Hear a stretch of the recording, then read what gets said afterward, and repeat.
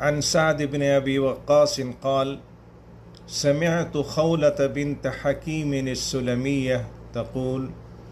سمعت رسول الله صلى الله عليه وسلم يقول من نزل منزلا ثم يقول أعوذ بكلمات الله